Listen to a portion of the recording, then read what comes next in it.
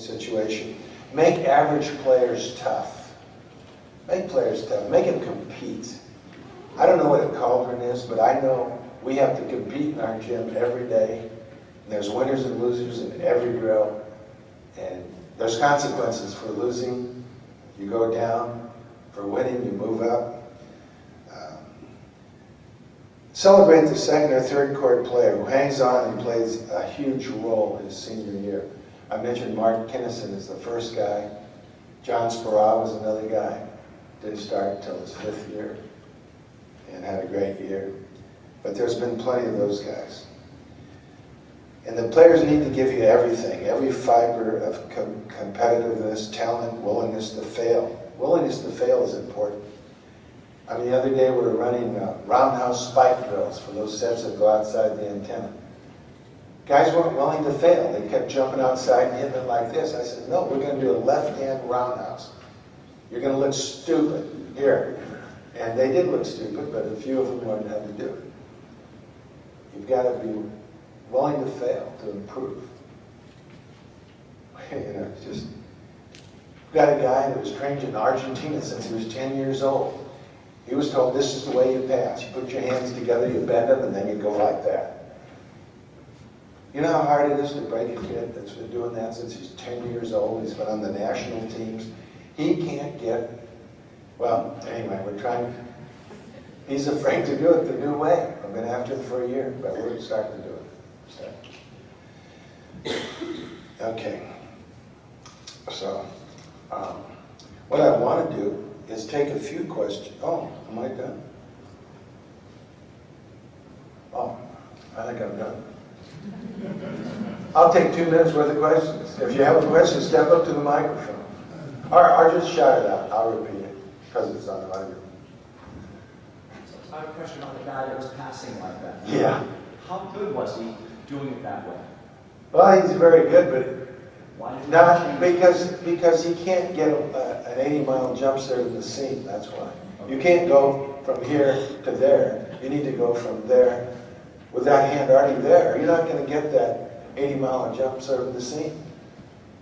He can pass all the mediocre jump servers and the float servers and even the good jump servers.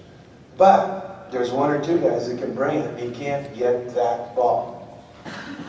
And if he goes and plays, you know, he's going to play at the next level. He's going to need to get that ball. Well, he's going to need to get it in my program, too. Yeah. That's why. I mean, if somebody's doing something right, I don't change it. I mean, look at Tim Kelly. Tim Kelly back there, 6'10", goofy-footed his whole career at UCLA, led the nation in hitting. He's our all-time hitter in efficiency. Now, if I changed him, a 450 or 460 hitter, to the proper footwork, he'd probably hit 250 that season. You know, I didn't want to deal with it. I had Mike Seeley's second, great setter.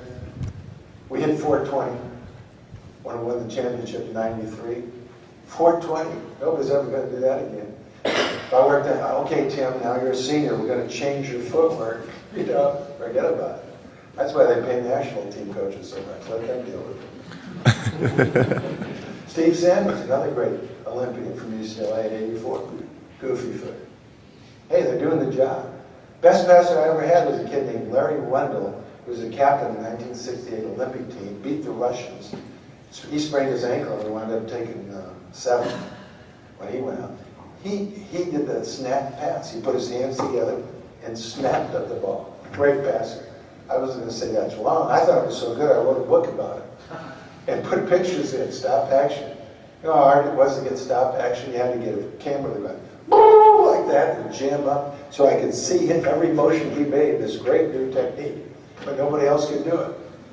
I just happened to be writing a book when he came to the program. I said, oh, this is great, we got to do this.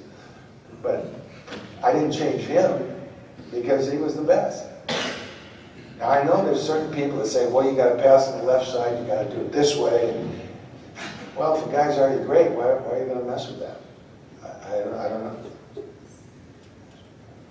Any other questions? Yes? What's the biggest changes you see in players over the years and how have you adapted?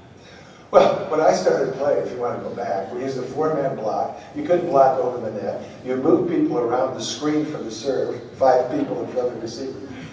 But every time there's a rule change, everything changes.